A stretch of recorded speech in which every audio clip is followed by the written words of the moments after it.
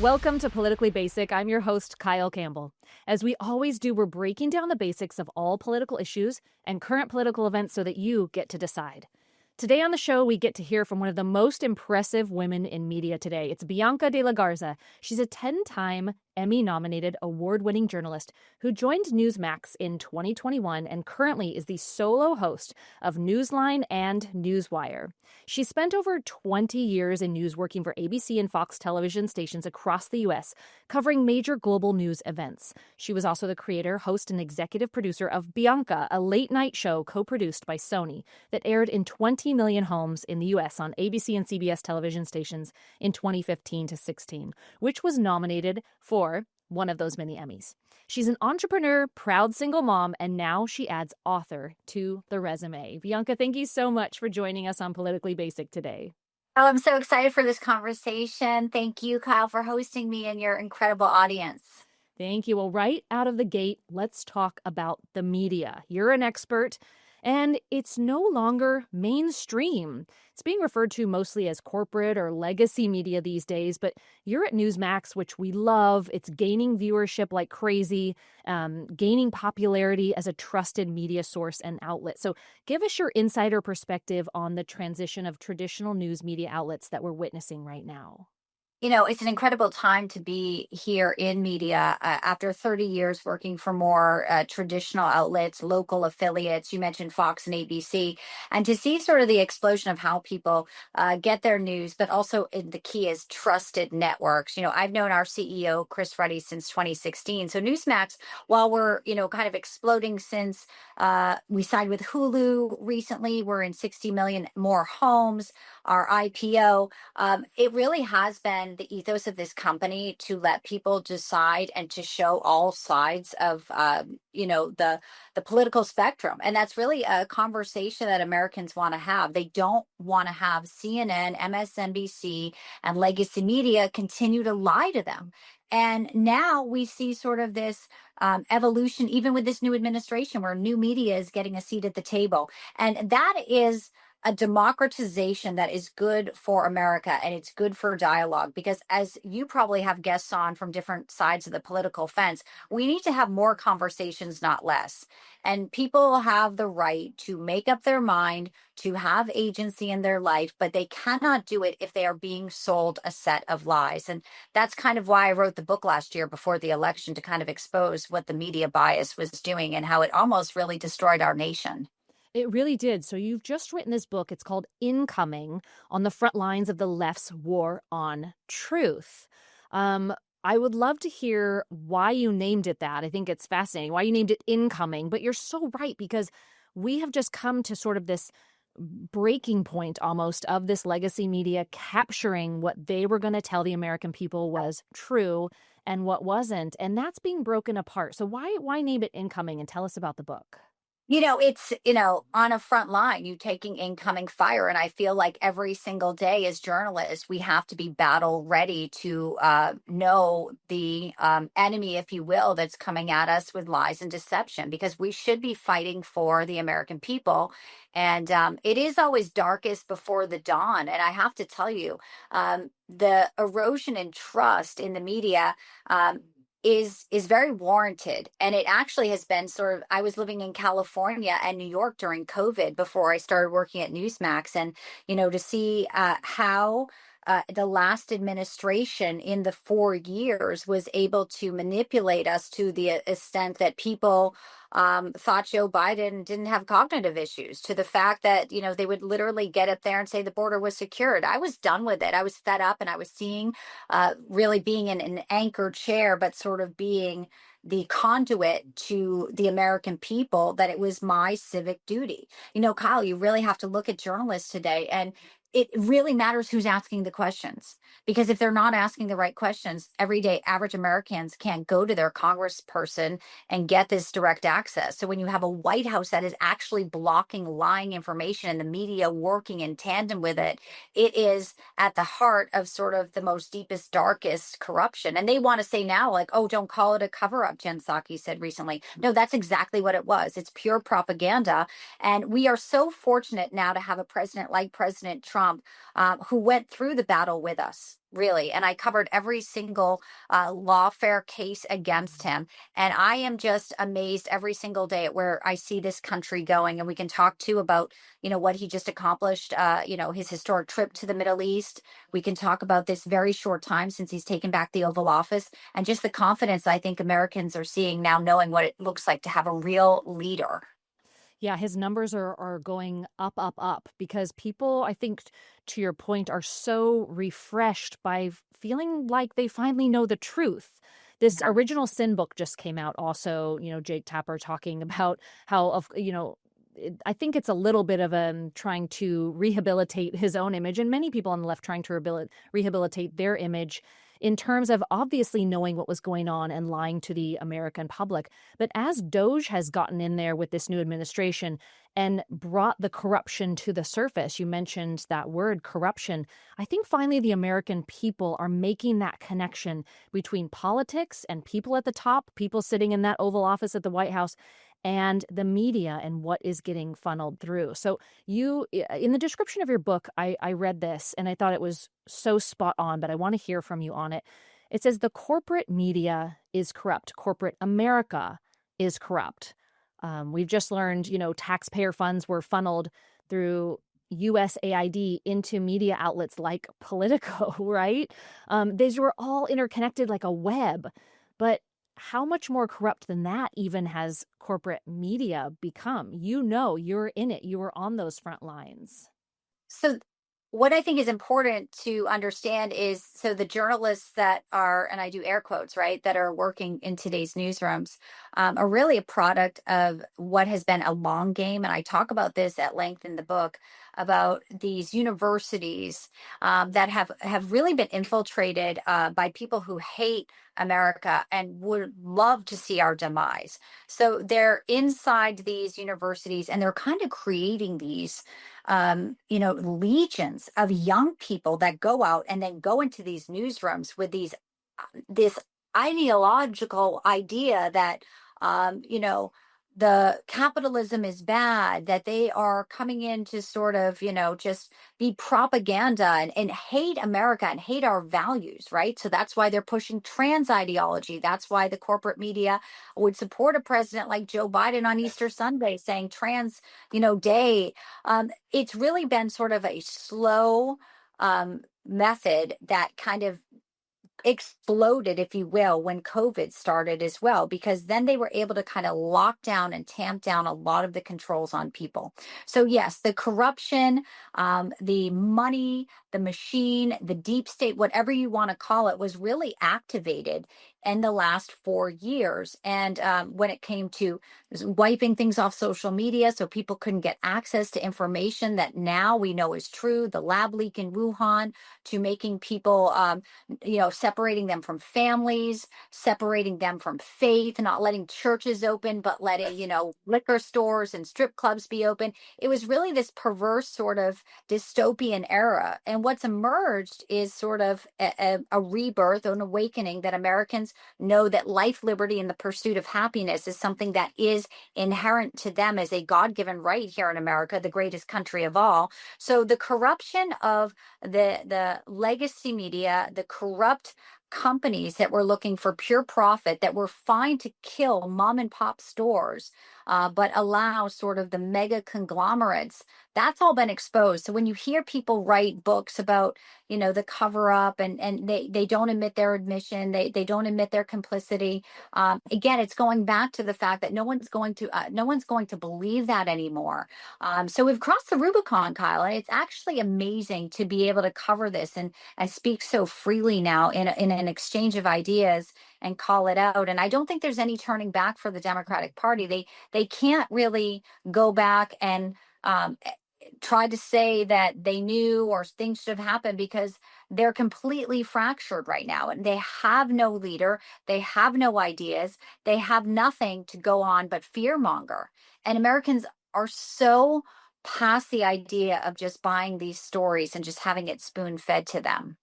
Yeah, that's a really great positive that has come out of all of this, is that they were exposed and we have great options now. So much new media. So we don't even know what to call that old media anymore.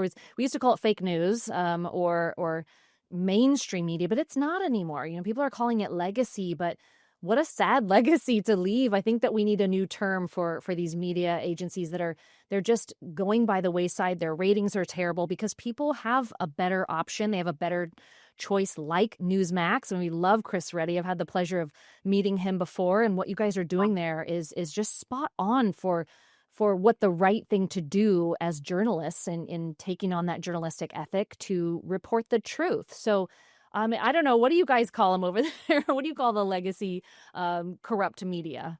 I mean, it really is just a propaganda arm, right? Like we were basically in state-run media with Karine Jean-Pierre. I mean, that's what it was. And, Alejandro Mayorkas saying the border was secure. We were in a situation where they were telling us not to believe what we were seeing.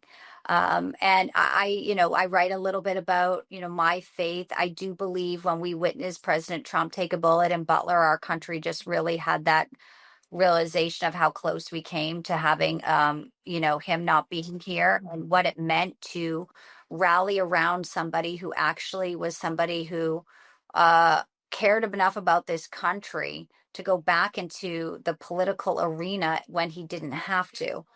So it was fascinating, this political cycle. And I think now the advantage we have as journalists and as podcasts continue to explode is just to share ideas in a way where I hope we enlighten people. I hope people who once looked at the left and believed their lies will now understand that they were getting played as well. So I don't think we have to continue to say, I have Democrats on my show all the time because I think it's important that we have conversations. And we've seen people like Tulsi Gabbard, RFK Jr., President Trump has them in this administration. So it's interesting in America where they want to say we're so divided. I think we can actually find a lot of things we're united on. Make America healthy again. I don't know how anyone could go and say, why do we have all these things in our food that Europe's taken away and hasn't had for decades, and why we're spending so much in healthcare when it's actually just sick care. And I think we have a long way to go. Of course, I'm pro-life. I think that the abortion industry has really polluted a lot of minds of young women as well. And that's something I hope that we can have a stronger conversation about the sanctity of life. But I think we're starting to have those conversations and the permission structure to have them and to tell people on the left, hey, come on over here. The conservatives are actually in a really strong dynamic. Everything we're seeing, all the bluster from the AOCs and the Jasmine Crockett, I think it only bolsters how sane, how logical conservatives are. And I haven't even hit on, women in sports, and boys in sports. So all of these pillars, Kyle, have really brought us to a point where Americans can look back at shared values we have, even outside of politics, and get back to sort of like the human aspect of living a wonderful, amazing life. And that is what I seek every day as I try to be on the front lines and tell people, here's what's happening in the economy, here's what's happening in your backyard, and letting people understand the resources that are available to them in many ways. I appreciate that perspective so much, Bianca, because that's a bit of what I'm trying to accomplish here at Politically Basic. We want to provide, every side of the spectrum, all of the information so that people can take agency in creating their own political ideologies instead of, force feeding them what they should be thinking, and really just reclaiming that. As people who get to be blessed to live in this free country, we have the ability to make those decisions for ourselves. So I really appreciate that coming from your perspective, that you handle yourself as such a respected journalist in that way. You've had this great career and opportunities to really report on such vital and critical issues that we're still dealing with today. So even back in the late 90s, you were working as a reporter and anchor in San Diego and covered the border. I mean, you interviewed smugglers, migrants. You spoke with the governor at the time, Gray Davis, and actually even the president of Mexico at the time, Vicente Fox. And you really gained that expertise and firsthand understanding of the immigration and national security issues back then. And I'm sure you've since reported on it throughout your career up to today. So it's such a hot topic now, of course, with what we've gone through and how the immigration issue stands currently. But looking back over that, quarter century now, what are your biggest observations or revelations about the border security and immigration issue? I'm grateful that we have people that are closing our borders. And I say that as a daughter of Mexican immigrants. My father was born in Monterrey, Mexico, came over about 6 years old with my grandparents. They went through the legal channels.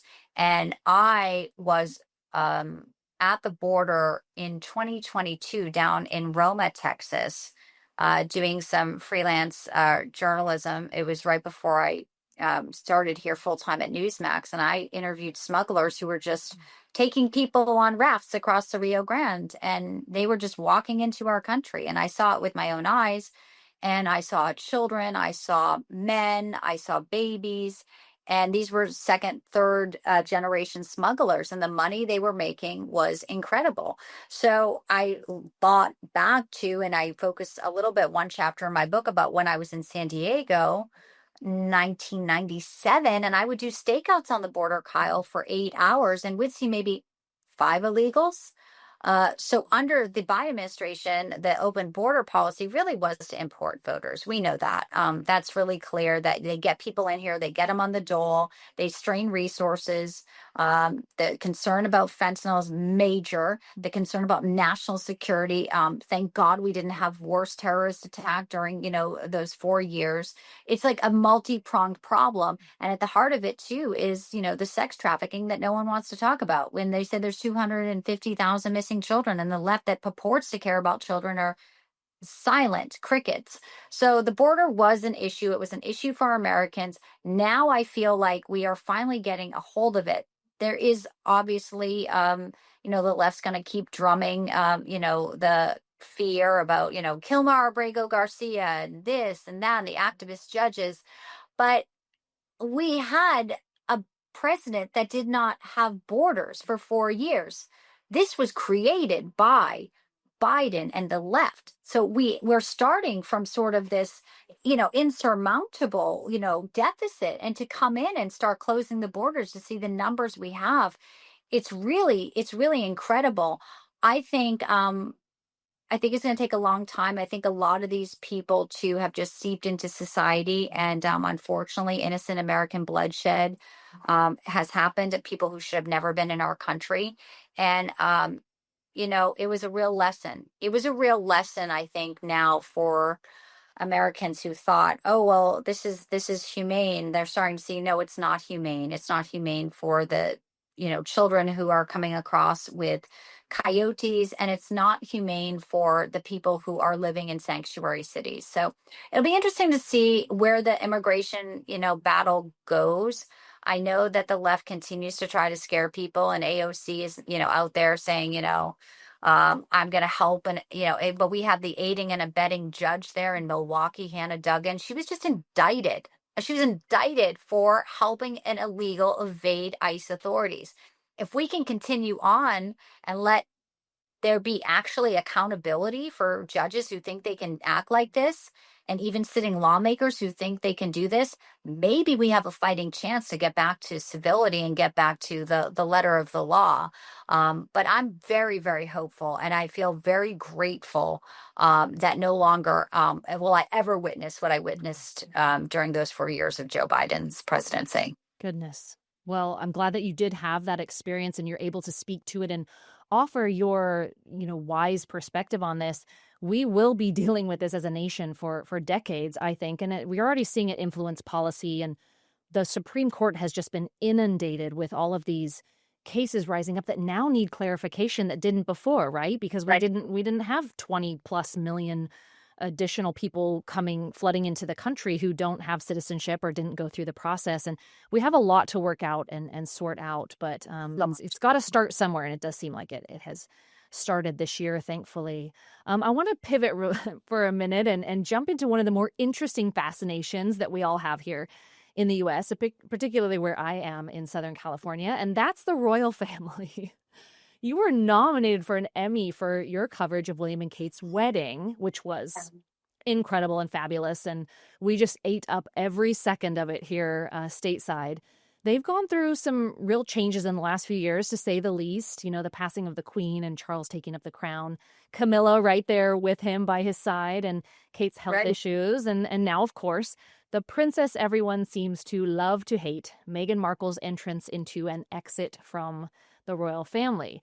Now, we're sitting here in a nation that rejected English rule, right? We started our own thing over here in the US, but today Right. we're still allied very much with England, and a lot of our politics can be the same. What do you think, going through that experience, knowing the royal family and their history so well?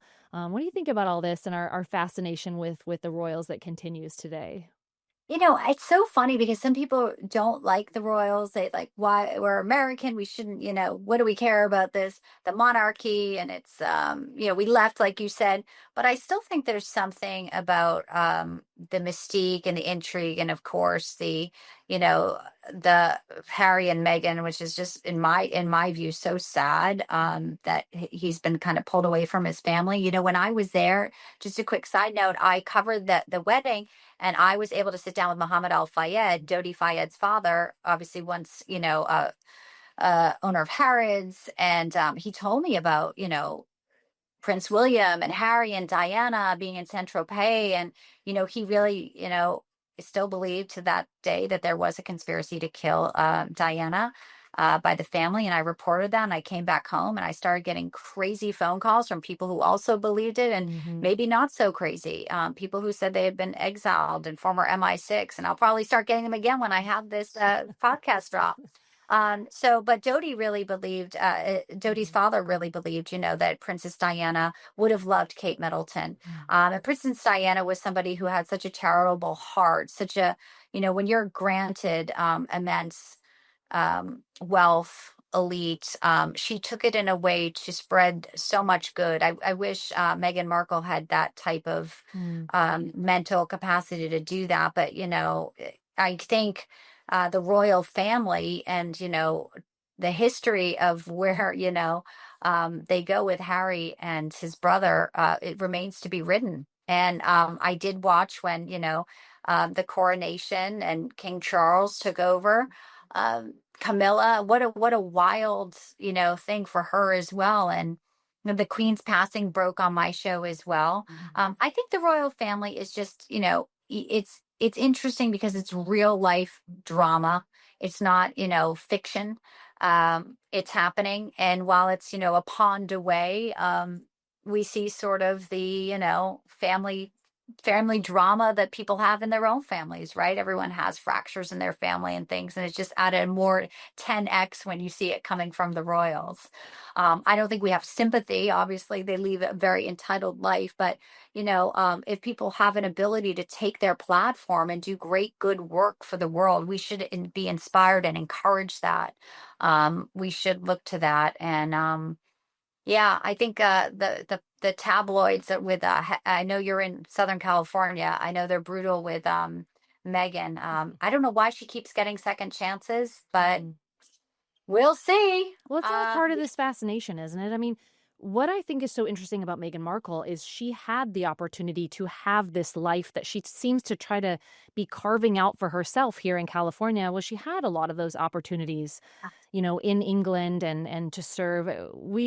We're interested in the royal family, I personally believe, because we want a lot of that. They lead this beautiful, influential life, but it's a life of service. And Diana was the epitome of that. She just gave and had such a tender, generous heart, and you see a lot of that in the work that Yeah. William and Kate are doing. And I think in their, distorted way, Harry and Meghan are trying to do the same, but they've been so cruelly sort of rejecting of the royal family that people recognize that that's not the way, and Right. they are not supportive of the work that they're doing here. But boy, we aren't enjoying it too much over I here in bet. the States Yeah. and in Yes. California. But we hope that they can sort of get a clue, right, and do better, because I think there is tremendous opportunity for both of them to do some good in this world. We'd like to see that happen. Yeah, and I think it's probably something you think you want, and then you're in there, and it's sort of a self-inflicted prison as well, because then you are in sort of this uh very confined sort of rigid structure, the monarchy. And I don't want to just bag on Meghan. I personally don't think that she's, used her position in a way that has been, uplifting or inspiring. But that's her story that she has to write, and that's her legacy she has to either rehabilitate or resurrect. And she's got some work to do. But in the broader scheme of it, too, I just think, you know, um, when we look at sort of media in a way, and you can have sort of these moments. I think why people look at either royals or true crime or different types of genres, because we do need sort of a sense of fantasy and get away from all the heaviness. And I think that's sort of important, that people understand that news can be very depressing, consuming. We talk about World War III a lot, and I think it's important. And I'm also a mom, that people understand that balance is so important as well. And it can't all be just politics and fighting and vitriol, and the left screaming about James Comey posting 85-47. I mean, like, this has just got to a point where we saw two assassination attempts. So I think if royals are sort of your guilty pleasure, or if watching, binging a show or White Lotus or something is your guilty pleasure, like, take it. We need some sort of palate cleansers. And I find that the way I kind of live my life is not being just always in that hyper state of intensity, because I do 3 hours of live coverage every day. So it is okay to take a break. And I find different ways to sort of relax. Otherwise, we would all just kind of be losing our brains. Well, let's talk about that. I mean, this is the perfect segue into, seeking lives that are more balanced. As you say, we're all trying to achieve that, especially mamas and especially single moms. Single moms are a special breed of warrior. But we're in a time now where we're kind of looking a little bit more critically at how healthy we have been, how unhealthy we have been, Yeah. for how prevalent and controlling or influential pharmaceutical companies have been in our personal health journeys. I mean, you're in this world. You started a beauty company. You're a stunningly beautiful woman. You find that balance, or you work to strive to do it. And now we have RFK Jr. leading the charge to make America healthy again, and really not just shed light on a lot of this that's been making us, sick, both physically and you can make the case mentally as well. But to hold these, these companies or efforts accountable. So what do you think about all this? I really am particularly interested in your take. Is this just a luxury to seek a life like that? Do you see opportunity now for Americans to live healthier and in turn I more really beautiful do. lives? I really do. And I think you hit on it. It's not just talking points anymore, it's actually actions from the administration. And I think there is going to be a way for Americans to have better ways to manage stress, eat healthier. It's going to take some time, and nothing's going to happen overnight. This has been, a system. We say big pharma. There's also big food. And it's been poisoning Americans for a long, long time. People are getting sicker, and the money we spend per capita, and we have a longevity issue, and we're not living as longer and healthier as they are in other countries. But now we have somebody who's taking the reins, and it's not just RFK. We also have Jay Bhattacharya, incredible, from Stanford, who's now at NIH, and he was somebody who was censored during COVID. I'm really, I'm really energized. I also like to think about the, just the accessibility for testing and things we didn't get before. There's some really great innovative people out there. Now, as always, you have to do your due diligence. You want to make sure you're not buying snake oil. But we're seeing sort of a entryway into getting, scans and tests that we couldn't get before. The costs are coming down a little bit. You can get labs, you can get blood tests, and there's just more of a sharing of information, right? I come back to it from like the journalist mind, right? So information is power, information is knowledge. So I think the health push now for longevity has, also left a lot of business innovations. Like I said, and if you can get scans, you can get things that, don't cost thousands of dollars. We hear about these things. Well, this was available in Europe forever. Well, why don't we have it? We're America. We are, the leader in so many things and pioneer. So I look at this sort of as a great opportunity. My daughter's 19. I think she's going to live a great, healthier life than all of us. And, that's sort of what we look at, right? The next generation. How can we make them have even better lives than what we did? How do we get them prepared? And we've got to tackle obesity with younger kids and just the food they've been fed in schools. That is absolutely criminal. That sometimes that's their only meal they get. And we should, as Americans, understand that the work that's being done right now is something that it doesn't matter if you're left or right. It is incredible. And I'm excited. But I've also kind of always been in sort of a health mindset. I got that from my mom, who was really into, working out and, being, eating healthy, salads and, limiting sort of processed foods. But it's expensive, right? And that's the problem, Kyle. Is like, how do we make things affordable for people? And the revolutionary executive order about bringing down prescription costs of drugs. Wow. Like it all starts sort of with like putting Americans first and putting priorities of Americans first. Yeah, it's interesting you bring that up. That was one of the few things people were almost daring the opposition to criticize that move. And it's been pretty quiet for the most part. But you're so right. We used to say, leave the world a better place than you found it, or we've got to, set up generations coming behind us to be able to have a better world or a better life than we have. In the last couple generations, that's gotten off track. I think it was a big part of why Gen Z went so powerfully for Trump in this last election. But you're so right. It is an exciting time. And we almost kind of feel vindicated in some ways. Like we knew we weren't doing this right. We knew we weren't feeling good or, and now it's sort of like, okay, we weren't going crazy. This was really hard on us. So it's exciting to see these changes come about. And I think too, it's like it's not going to happen overnight, but the conversation has started, right? And that's really where everything is sort of. Before there was just like, this is the way it's done.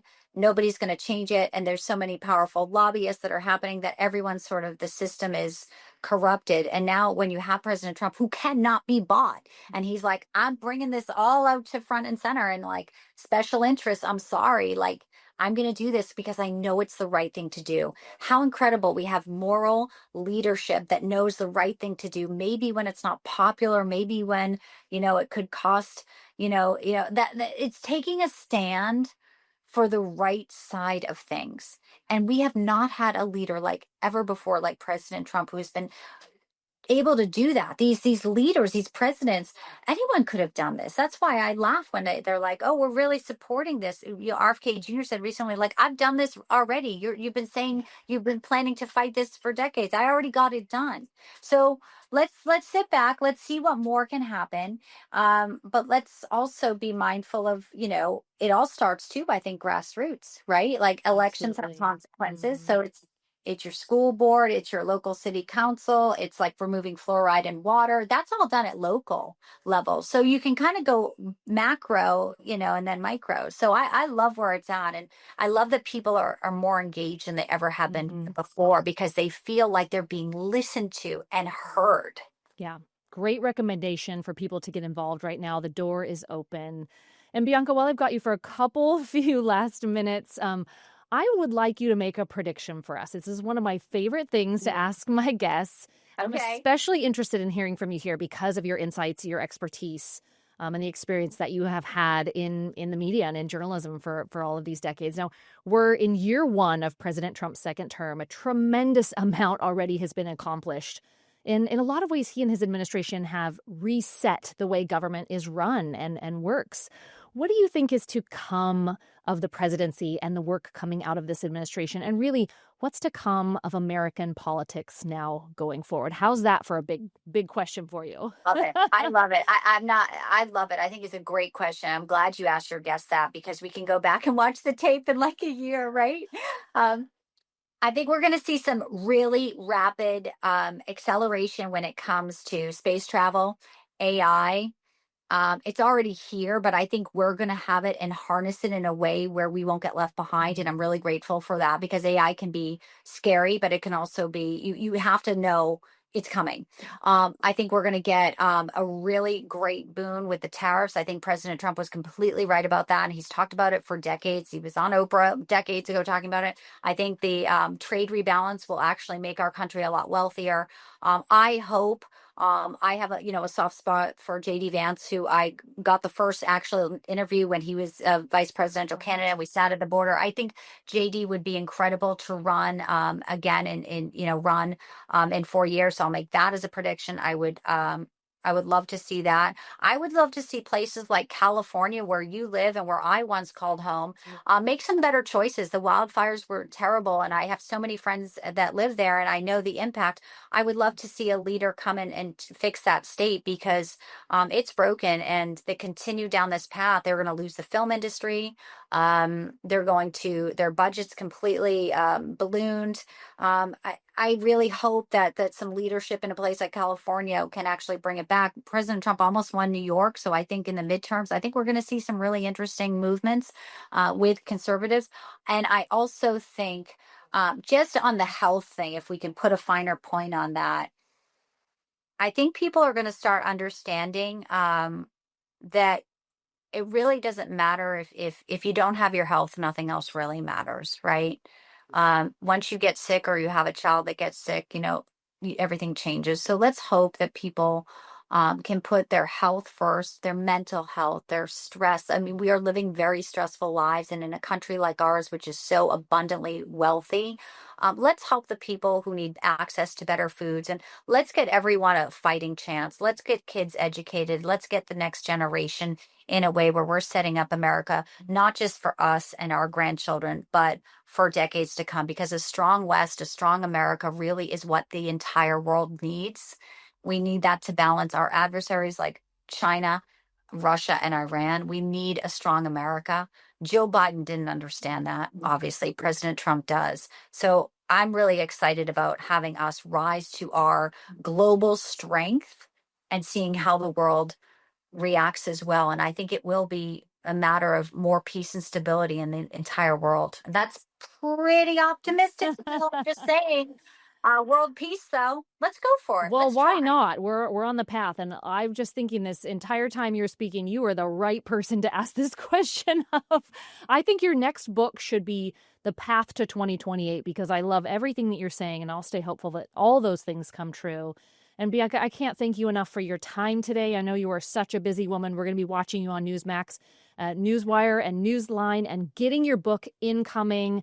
Such a brilliant, just insider's look into what has happened in a time where we want truth. And I think we're starting to get some of it. So thank you so much for being on Politically Basic with me today. I hope you'll come back in the future. I would be truly honored. And I love what you're about. Keep having these important conversations. It's so incredible, the work you're doing as well. We were in this together for the nation, for sure. Thank you so much. Absolutely. Thank you so much. And thank you all for joining us on this episode of Politically Basic, where we break down the basics of all political issues and let you decide. Be sure to follow us at politicallybasic.com and at Politically Basic on all socials so you don't miss a single episode. And we'll see you next time.